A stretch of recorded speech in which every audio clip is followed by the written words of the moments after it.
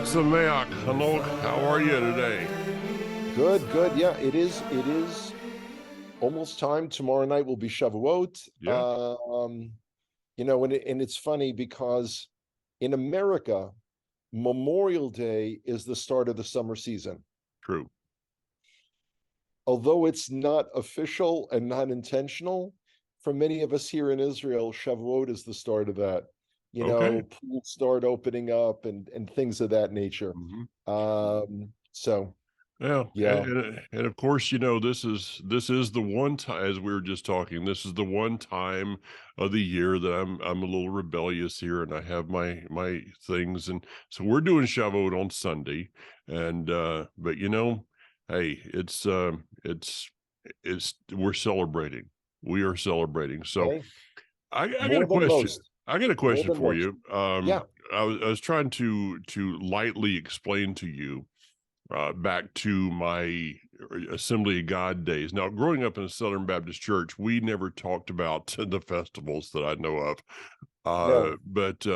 And in the Assembly of God, we didn't talk about any of them really, except for Pentecost, which I now know as Shavuot. And I don't know that you'd be ready for the description of what that day was like. So I'll just leave that one to the side for a private conversation when I can see Fair your enough. eyes and you're like that raccoon in the truck headlights look.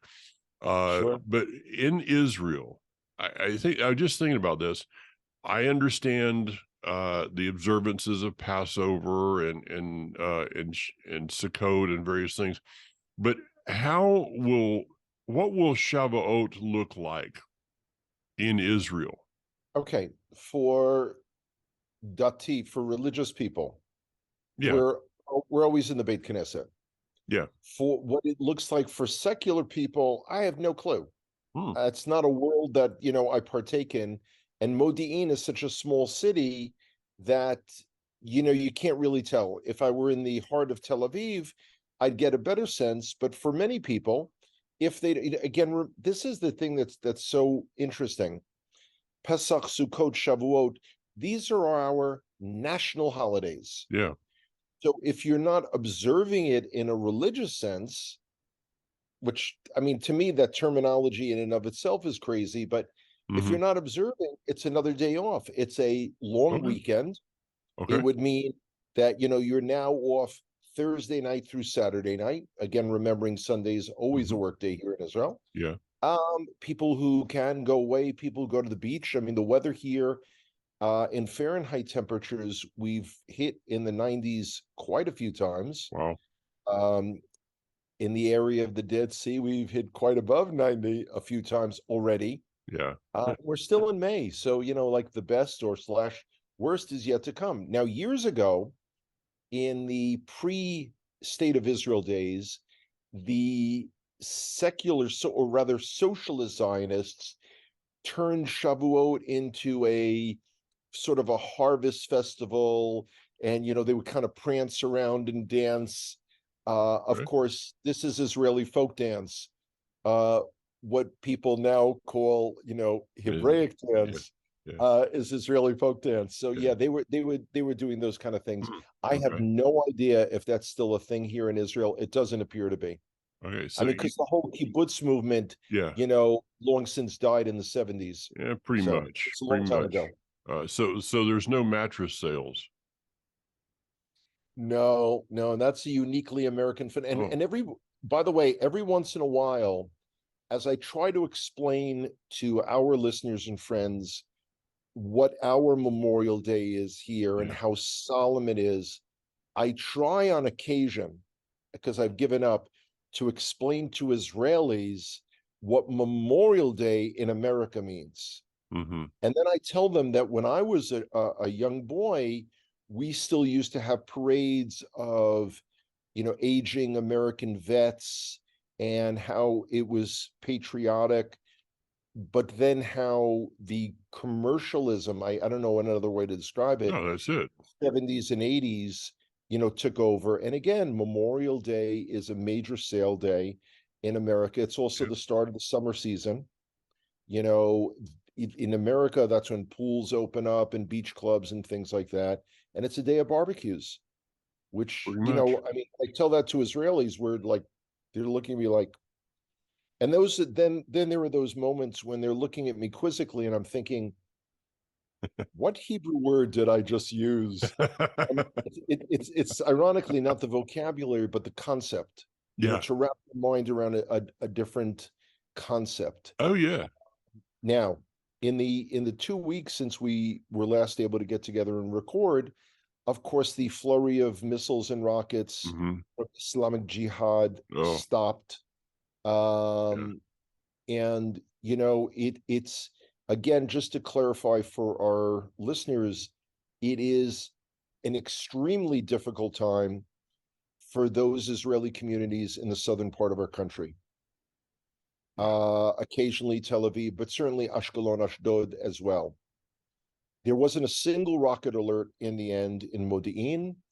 And in Modi'in, because of the distance from Gaza, we have 90 seconds to get to a secure room. In other words, there'll be a siren that'll go off, and we've got 90 seconds. And in our new buildings here in Israel, everyone has what's called a ma'amad, a secure room.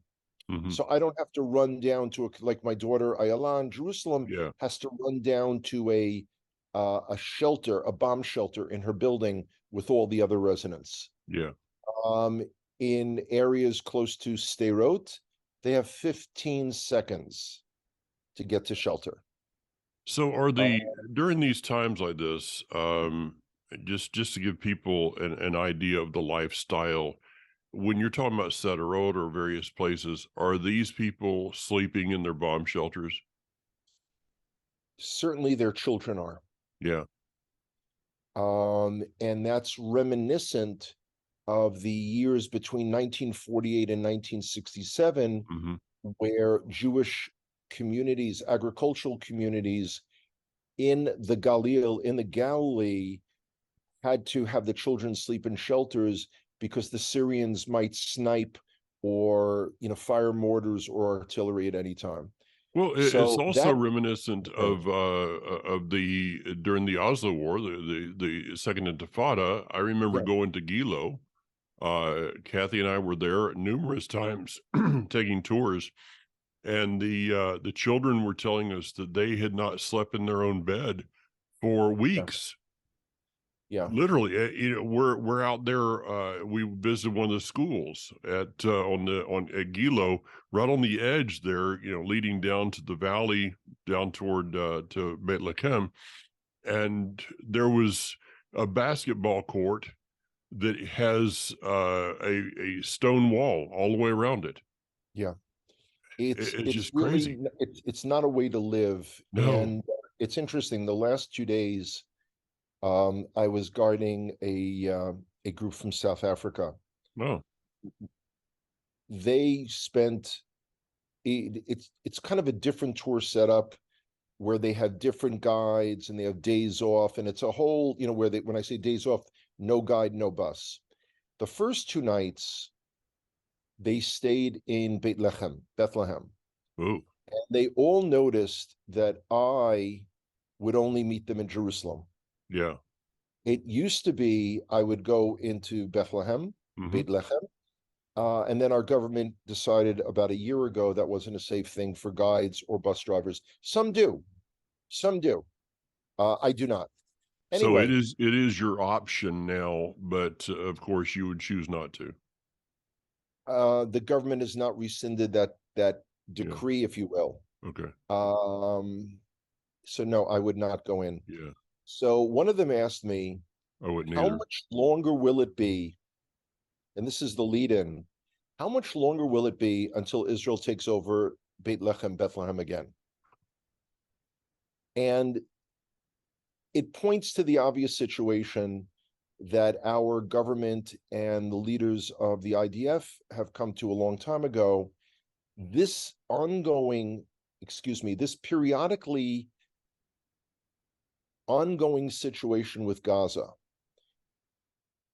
they fire missiles, we fire back, and it's often on. In other words, when is this ever going to end? And the Yeah. problem is There is no easy solution to it. Once Israel in 2005 unilaterally withdrew from Gaza, Mm-hmm. the idea conceptually that Israel would once again roll in tanks, when I say once again, 1967, Mm-hmm. to chase out the Egyptians, roll in tanks and take full control over about 1.5 million to 2 million people of a hostile population with IEDs. And in other words, it would be a nightmare. Lebanon was a nightmare. Mm-hmm. This would be beyond belief. Now, we can say eventually, meaning at some point, like we know, for instance, the prophets of Israel have promised that all of lost or misplaced or forgotten Israel, which was never forgotten, Yeah. will all be brought back. We know that. We have no idea when. There are many people who think that we're in the beginning of that process. People are waking up to it. Whatever it is, that's a much larger conversation. But we know that that will happen. Yeah. We know that eventually, now it may not be even in our lifetimes, God forbid, that Yeah. Gaza will no longer be a perpetual death trap for Jews. And just because we've got a fabulous anti-missile system, by the way, that has thwarted us as much as it has helped us. Because any time in history when a country has depended upon a static line of defense, and in Mm-hmm. this case, it's, well, they'll fire missiles, we'll shoot them down, it's incredibly expensive. And this was a very, very limited exchange of missiles. Hamas, far larger than Islamic Jihad, Mm-hmm. did not fire.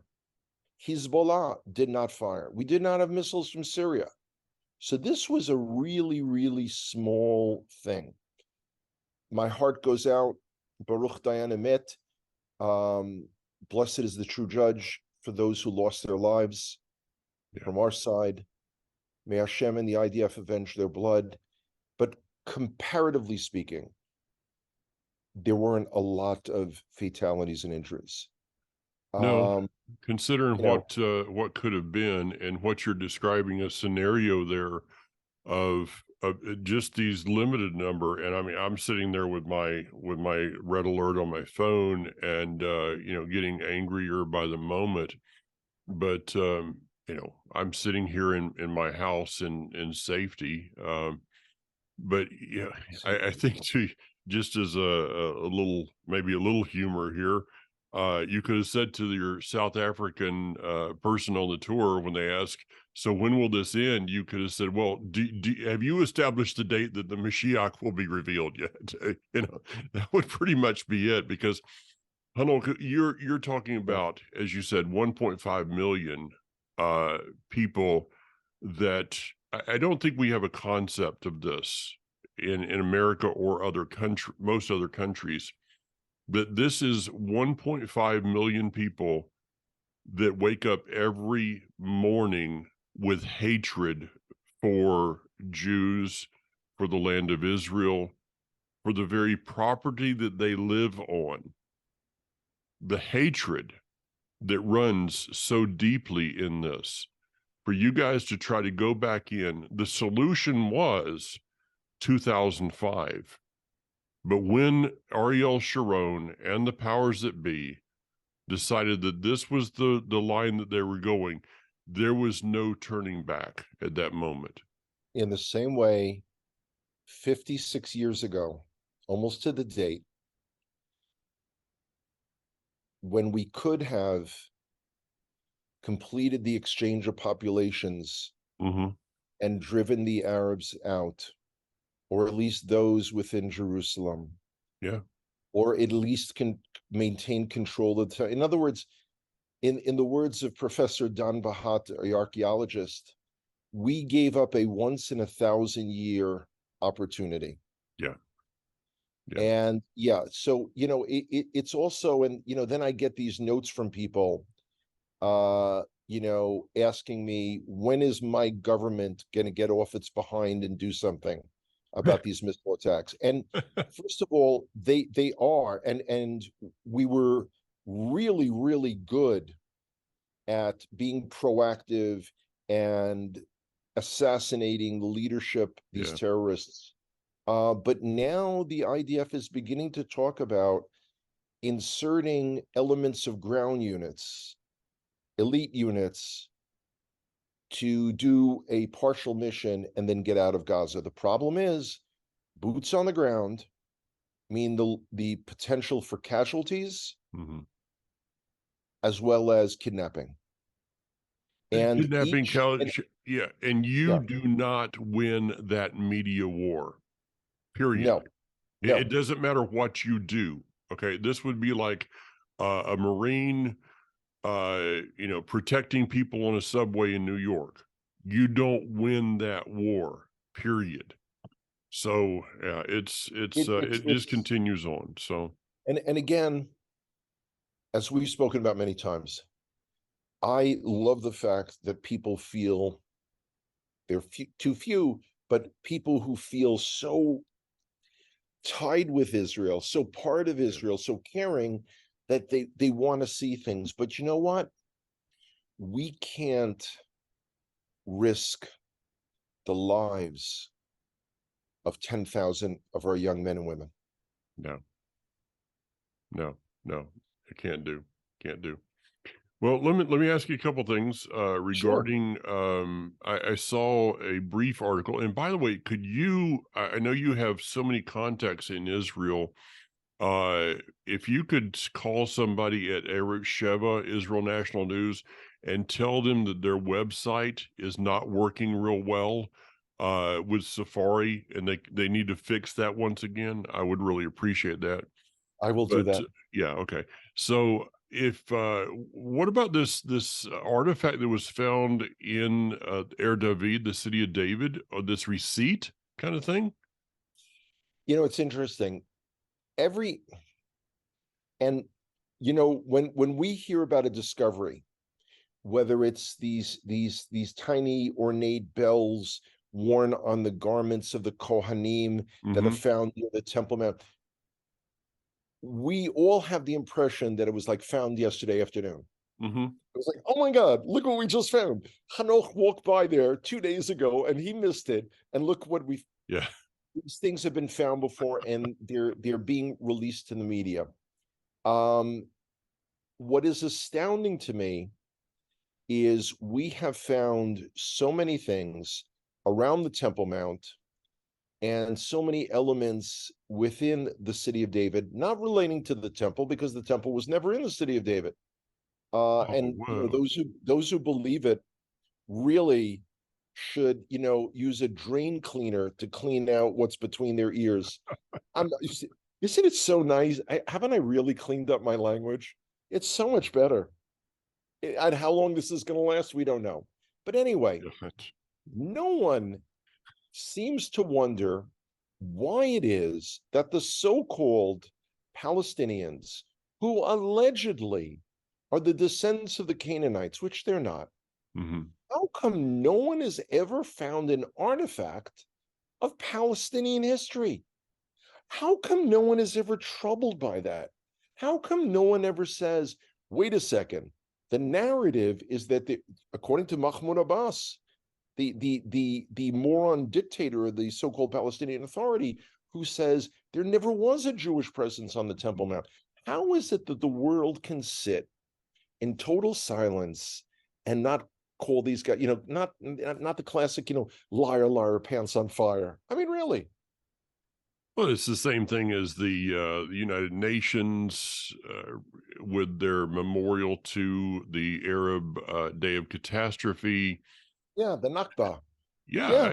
it just continues to be craziness. So, what was this? What was this? Was it actually a receipt carved in stone? I mean, that's kind of So, the report I got. okay. That would be hard to put Yeah. in your wallet.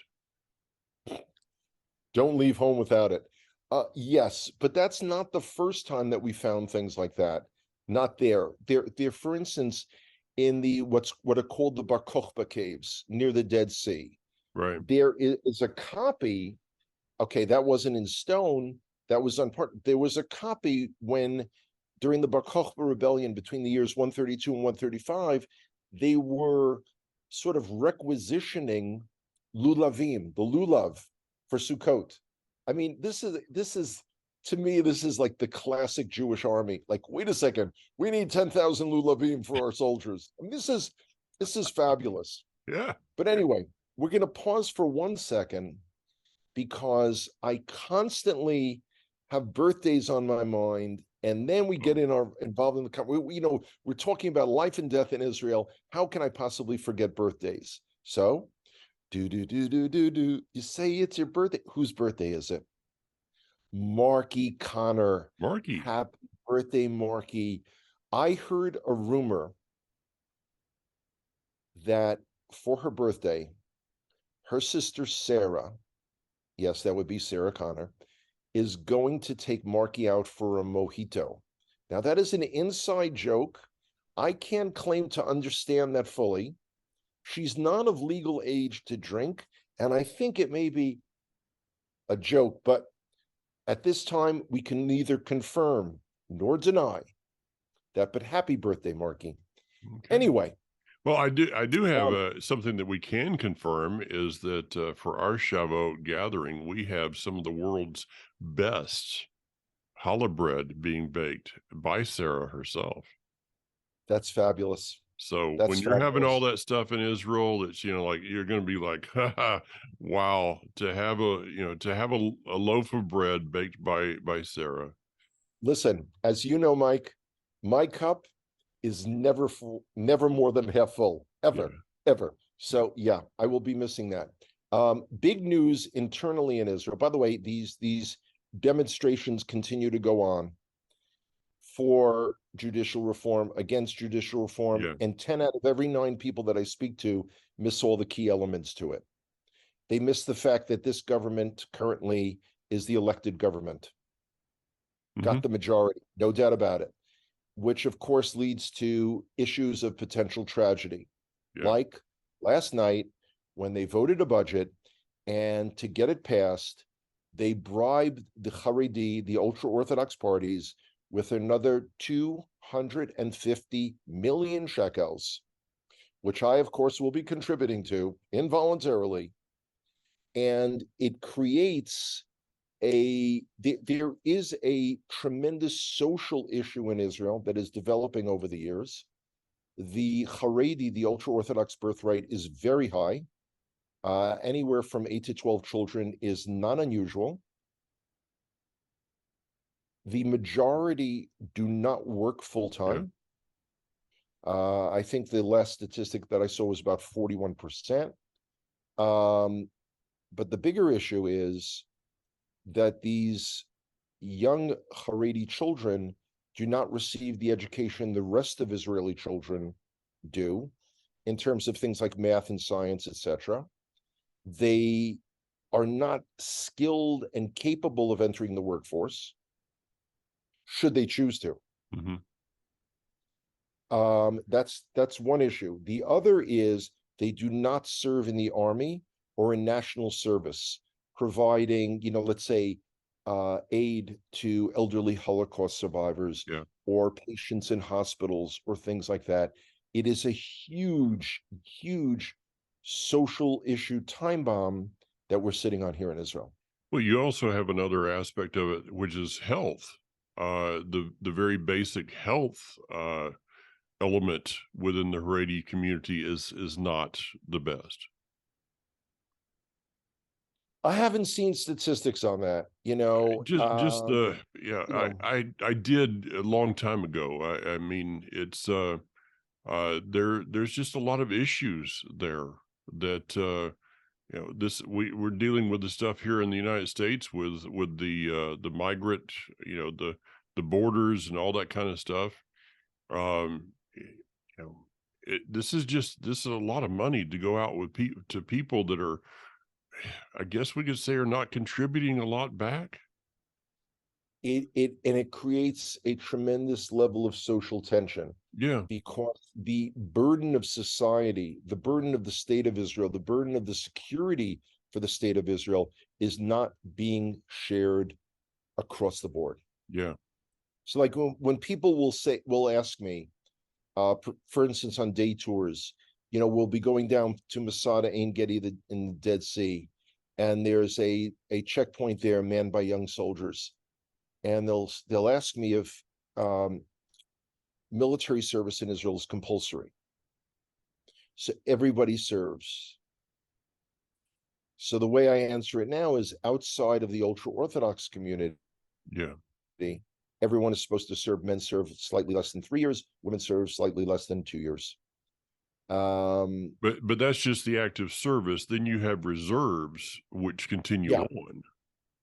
on. Yes, depending upon what your specialization in the IDF was. Yeah. So If you're a be, combat soldier, if you're a pilot, yeah, yeah, you're called up many, many times. you could be called up at any moment. When I went in the Army back many years ago, I had a 4-year commitment, but then I had 2 more years that they could have called me back up at any time. Yeah. In Israel, that goes on for decades. Yeah, until people hit about age 50, until the guys. Yeah. Yeah, that's Yeah. crazy. It's crazy. I do want to may not be too many people out there that remember a couple of people that have gone on tours with me. I just kind of thought about this. Speaking of reservists, a good friend, a mutual friend now, because I introduced you, Miriam Feinberg Vamash, Yes. who was my Yeah. I guide heard. prior to finding Yeah. you. Her husband Arik passed away not Yeah. too So very long sorry. ago. Arik was wounded in the Sinai Peninsula in 1973. He was a paraplegic, but what an incredible man! His legacy that he never Yeah. quit doing, even though he was in a wheelchair. Him and Miriam together worked to help the handicap access into many of the national parks in Israel, because Israel was never really, that was not on their amazing with so many people that are injured that it was not on the top of their list. So Arik and Miriam actually worked tirelessly on that. Arik ended up becoming an instructor in longbow, was also a tour guide in his own right, taking the Wow. handicapped, specifically paraplegics. He took a tour of paraplegics to Wow. Vietnam many years ago. So he was a testimony to, no matter what happens, you keep moving, you keep doing, you keep giving unto others. Tremendous loss. Yeah, Yeah. I'm so sorry to hear that. yeah, Yeah. I did see a little note on that the other day. I was really saddened. It's a shame. It's a yeah. real shame. So back to our first one here. I asked Yes. you regarding Shavuot, um, Yes. the synagogue service.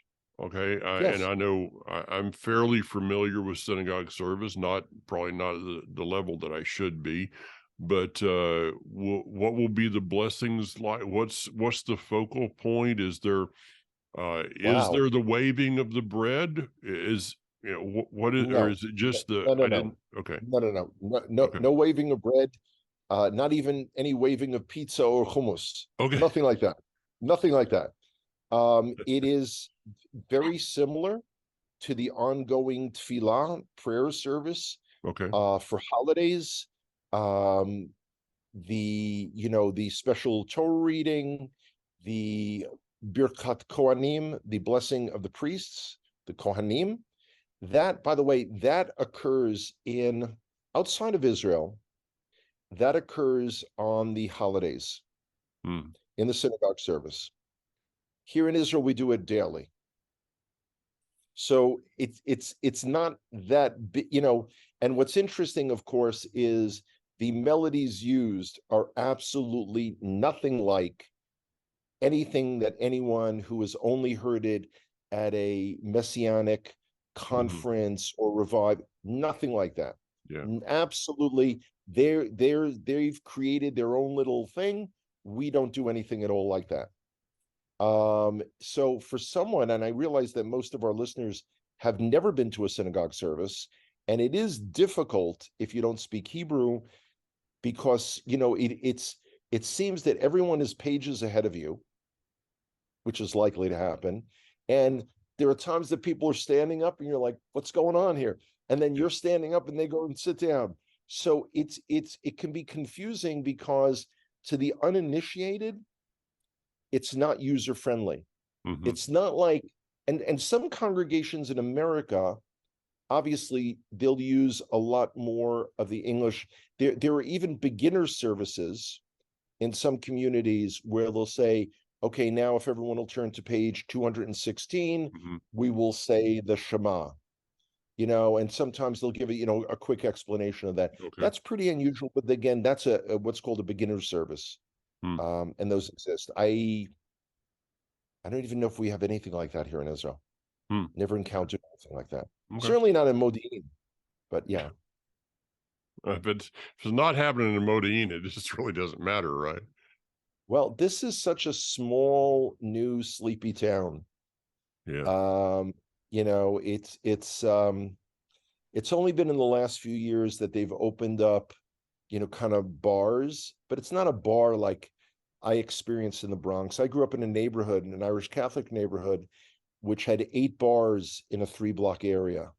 And these were the kind of bars where you'd go in and get smashed and start throwing people through the windows. I mean, this is, that was the neighborhood. Hmm. These are places, to get a cool drink, like I don't know, mixed drink, like a mojito or something. I don't know. Yeah. I don't know. I grew up in a neighborhood that had 8 churches in 3 blocks.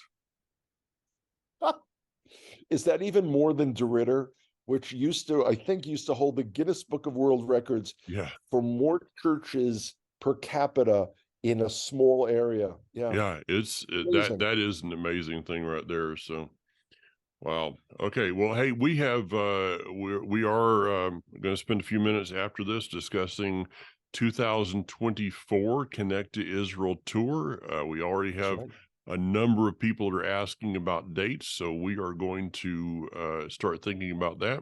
We will try to release something next few weeks as far as just people getting an idea.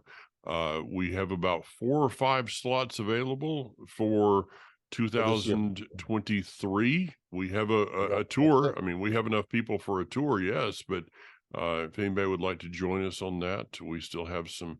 I can put a few people in here, a couple here and there. Well, it's interesting because 2024 sounds so far away, Mm, but if you're even beginning to consider the possibility of coming to Israel in 2024, now is the time to make sure that you're saving at an appropriate rate. Now is the time to focus your next year's expenditures, factoring in that you want to go to Israel. yeah. And you know what? It's not too early. If you don't have a passport, and in this day and age, how someone cannot have a passport is a little beyond me, but if you don't have a passport, Go get one. go get one. I Yeah. mean, duh. You never Anyway, know. You never know when, we somebody live in may an call you and, unpredictable world. and Yeah, say, hey, you want to, you've won a trip to somewhere and you might need a passport. So you never know. Go ahead and act in absolutely. faith. Grab one. Doesn't Sure cost that enough. much. All right. Right. Well, have a blessed Shavuot, Chag and Sameach. Take care, guys. we'll see All you the next best. week. We'll see you next week.